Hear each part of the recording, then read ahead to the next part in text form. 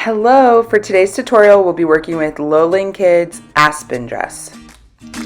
First things first, as always, is to cut out all the pieces. This first one, here's the skirt, here's the bib. These are the straps. There are 4 of them cut on the fold. This is the front waistband piece, the back waistband piece, and then the ruffle. So that is the combo that I will be doing today. The pattern does include options for they call it the basic skirt. It's more of a straight skirt, but still gathered. You can do no bib and you can do no ruffles. So this is what it would be like if you did the basic with no ruffle, basic with ruffle, and then this is the combo that I'm doing, kind of like everything.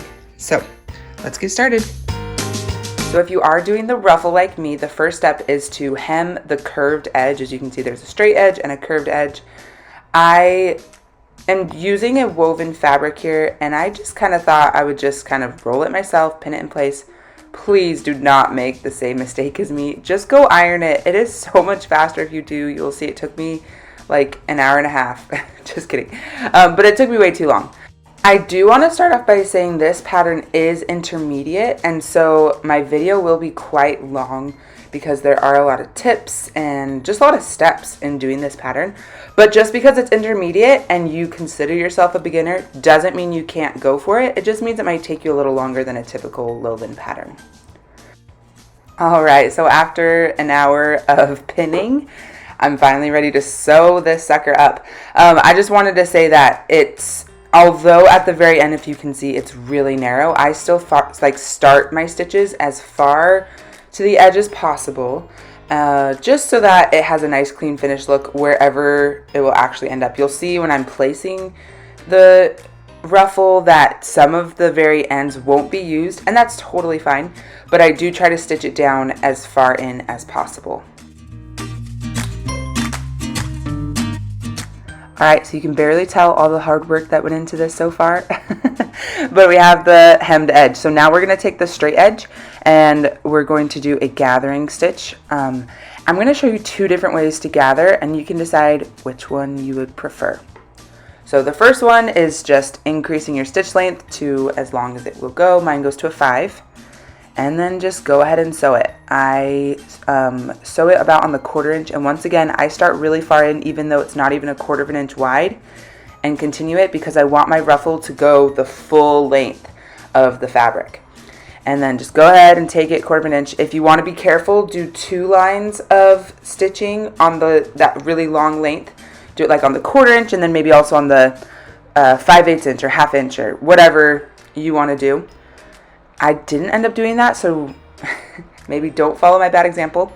But for the next ruffle, what I'm going to do is keep it on the longest length, and I'm going to increase my tension. And by doing that, it just kind of helps it to gather a little bit as it goes.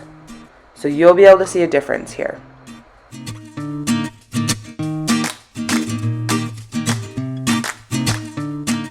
One tip I want to give that I didn't show is that you do need to pull your thread extra long, like the tail, if you're going to do this method, in case it over gathers and you need to loosen it up. So I'm just doing the same thing on the 1/4 inch, and as you can see, it's really gathering it. Also, check out the cinematography right here. It turned out really cool. Okay, so see how long I pulled it? I should have done that in the beginning too. Okay, so here's the differences between the 2 ruffles. One of them is a lot more gathered than the other. In this particular pattern, this method worked out perfectly, and you'll see why when I attach it to the straps.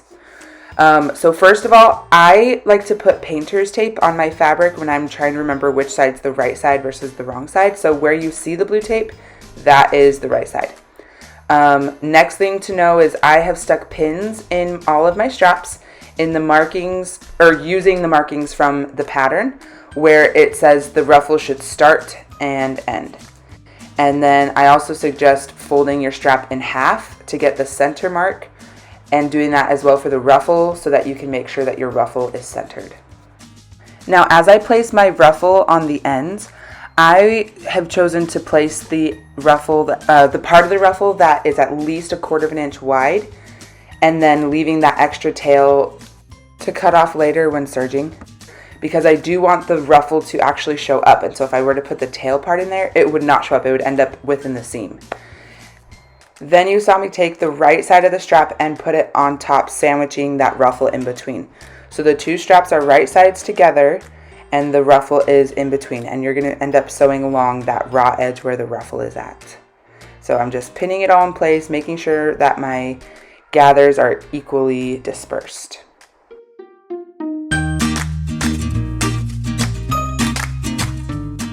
Now we are doing that again, but with the other side. The ruffle that we're using in this case is the one that was less gathered, and so I need to do that gathering by hand.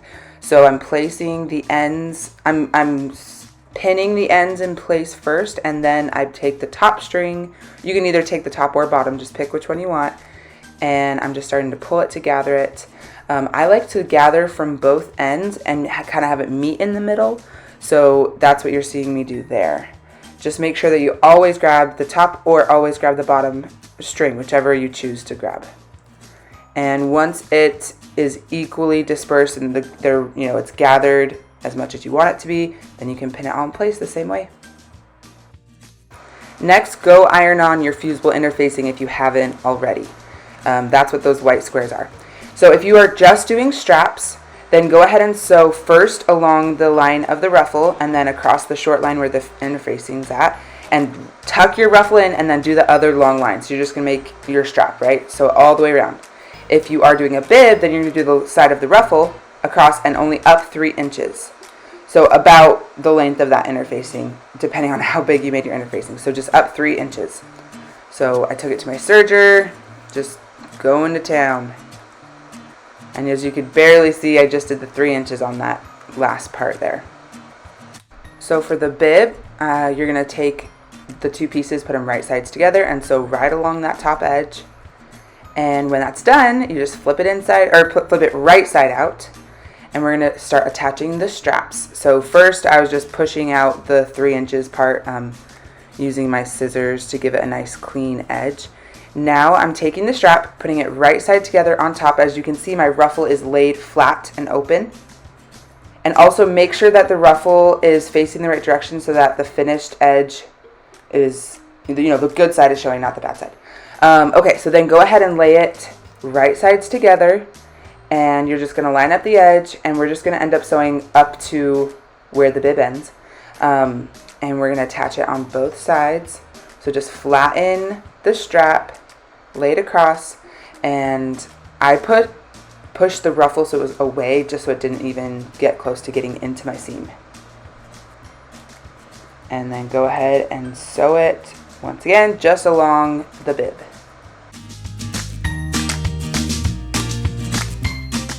Alright, and as you can see, those seams are done. Don't mind that interfacing. I put it on the wrong end. I had to go back and do it again. I did go, and this time I used my iron, guys, and I ironed that inner edge and along the outer edge of the strap, because we're going to be folding it over, as you can see, and pinning it in place. So if you iron it, it will save you tons of time. So I'm just folding it over. I first folded over about 1/4 of an inch or so, and then fold that strap in half, and I wanted to make sure to cover any of the serged stitching. And then in the strap part, you're just having the two ends meet. Now, my advice in making this look really good and professional is that you never want the backside to be showing on the front. So when I'm putting them together, I try to make sure they're meeting up as, perfectly as possible. But I do sometimes have the front overlap slightly, because I would rather have the front. I just don't want the back pulling over to the front. So that's why I do that. Just put in as many pins as you see fit. And then I took this straight to the sewing machine. If you are doing a more stretchy fabric, you'll probably want to use a double needle or a cover stitch. Since my fabric doesn't stretch at all, I wasn't worried about it. And we are sewing along the 1/8 of an inch seam allowance. You'll want to be sewing it like you're top stitching to be mindful of what the front is going to end up looking like, but also make sure you're catching everything in the back.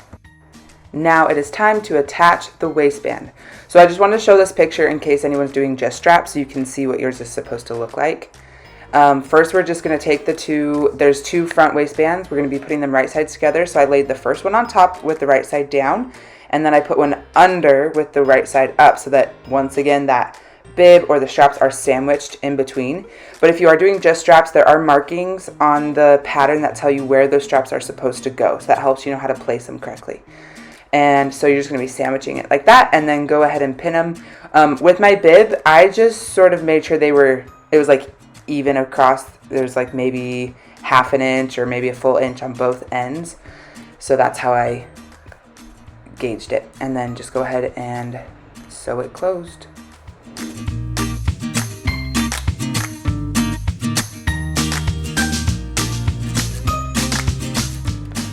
Okay, once that is sewn, we will be laying the waistband, the front part of the waistband, flat. And we want both of the right sides up. So I put the back side, going behind, and then the other part laying forward. And then we're taking the back waistband and laying it on top and just matching up the ends. It is a longer waistband, so it won't fit necessarily. And then take your elastic and slip that in there as well. The instructions specifically say to make sure the elastic is 1/4 of an inch above the bottom, because you will be folding the waistband over and closing it, so you need that seam allowance available. And it should be just the right size, but obviously if you're having any issues, maybe get either a bigger or smaller elastic. Okay, so I guess I sewed those together off camera. Now you are going to be folding your waistband in half so that the front piece is, folded down, and then the back you're also going to fold down. This is a little bit tricky, but what you do is just kind of work in sections, I guess. So I start on the end. I just started putting my pins in there as far as I could keep it flat. And then once I ran out of room, then you have to shuffle it and scoot everything over so that you can do the next section. I really do wonder if this is the best way to do the elastic, but I haven't personally tried any other method. But I would like to try to maybe insert the elastic at the very end somehow. And if I ever figure that out, I'll let you guys know. But this is the method that the instructions show, and it does technically work. It's just, this is the part that's the most time consuming. And now you're going to go sew all the way around. I decided to go take it to the sewing machine first, and I think I did it on a longer stitch because I feel like I do have more control on my sewing machine than I do with a serger, and so I wanted to be able to at least baste it closed first. Plus, you will be attaching the skirt after, so this is not the only seam that will be happening for the waistband. So it's the same thing with the sewing machine. You just do as far as you can, and for me, I found that if I cut the thread and pull it off the machine and adjust it, I could do it so much better than trying to adjust it while connected to the machine. So I just backstitched, and then I'm straightening it out and getting the next section ready. So do whatever's best for you. You can try to maneuver it on the machine, but yeah, this is why I wanted to do the sewing machine first. Is just when you have unattached fabric, things that are flapping open or whatever, it was just difficult with pins and everything to scoot it around. And I believe this is being sewn on the 1/4 of an inch seam allowance, like most things.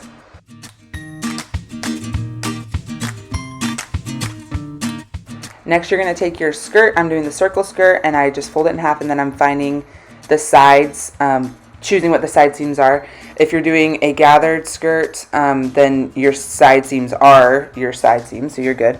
And then the front half of the skirt needs to be gathered. So from one pin to the next, I'm just doing a gathering stitch. I did use my tension trick again, but I didn't do the tension quite as high because I didn't think it needed to be gathered as much. So there is still a little bit of gathering that I needed to do once I put it onto the top. So you're going to lay the bib or your straps facing up just like normal, and then you're going to fold your skirt over it with the right side, the wrong side showing, but the right side touching the bib. That's how you know you're doing it right. And then we're just matching up those two side seams first, just pinning them together, and then I went ahead and gathered that front part until it was fitting correctly.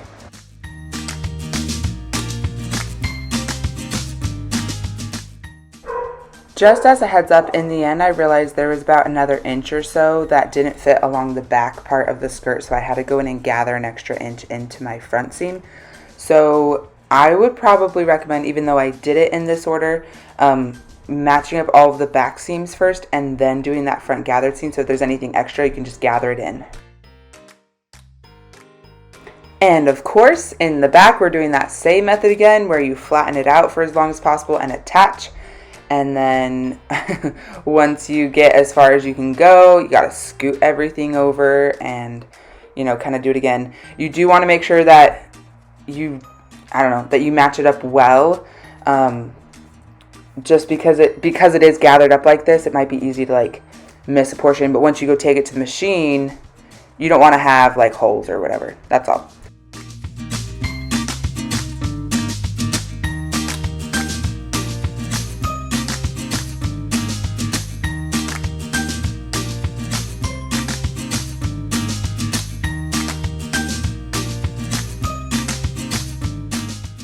Right here you can see where I ended up having that extra portion that I just went in, regathered, and worked into the front part. So same as before, I did it on the sewing machine first, just like a basting stitch, and on the 1/4 inch, and then I, back stitched, pulled it off, scooted it around, like flattened it out again, and then continued sewing. So I did this and then I serged it after to get the nice clean finish, but I didn't record that because I totally forgot. So it's the exact same method ultimately, but I will say on the serger, once everything is like sewn in place, it was easier to occasionally kind of stretch the elastic to straighten it out at certain parts instead of having to do it as much shuffling, and that was helpful. So just wanted to put that out there. When I am sewing gathers onto something, like a ruffle onto something else flat, I prefer to have the ruffle on top so that I can make sure that it's not getting like pulled in the machine. Sometimes I've noticed that if it's under, like the feed dogs will kind of scoot it along and sometimes make the gathers not be as equally dispersed. So there's another little ruffle tip for you, and then see how I can play with it and like shuffle them around and make sure they're even. So that's something else that I do prefer. Alright, so the last step, or last couple steps, are to hem the bottom, which I ironed it first. We're going to be doing buttonholes on the end straps, and then of course sewing on the actual button onto the back part of the skirt. So we're almost done. I feel like this is the most boring part of my video, but this is me using my cover stitch machine to hem the bottom of the skirt, and it turned out beautiful, in case you were wondering. But I didn't show any of my ironing. I hate ironing, you guys. I absolutely hate it, but this particular pattern has proven to me that ironing is so worth it, especially if you are using like a non-stretch fabric. I just typically work with knits and ironing doesn't make a huge difference, but in this case, just take it to the iron, okay? I'm telling you because I have to hear it. So anyway, and then I think I hemmed it up like a 1/4 inch, something like that. Here it's buttonhole time. If you want to know a couple tips, interfacing actually makes a difference. It's one of those steps I typically would skip because I just thought it was dumb. I've learned it makes a huge difference, especially in knits. Measuring your button and doing a test run beforehand, super important. Also being aware of the different types of buttonholes your machine has. Did you know there is a stretch knit buttonhole like feature? That's really helpful to me. And then I got this little razor from Waywick. I feel like it gives a much cleaner cut to my buttonhole than like a normal seam ripper does. Also, it's an amazing seam ripper if you can get someone else to help you hold your seam open and just razor cut it. Anyway, okay, I'm sewing on a button. That's basically the last step, and then you are good to go. This pattern is killer, guys. So if you made it through to the end, kudos to you. I am so proud. If you have any extra questions of things that I didn't address, let me know. Oh, by the way, I'm sewing the button into the seam allowance. I didn't mention that part, but into the seam allowance, not into the elastic directly. Here's the finished product on the front side. Here's a picture of the back side. And then here is a fun slow-mo video of my daughter spinning in it. It turned out so cute. I can't wait for her to wear it like every week in fall. I hope you had fun following along. I hope you learned something, and have a great day.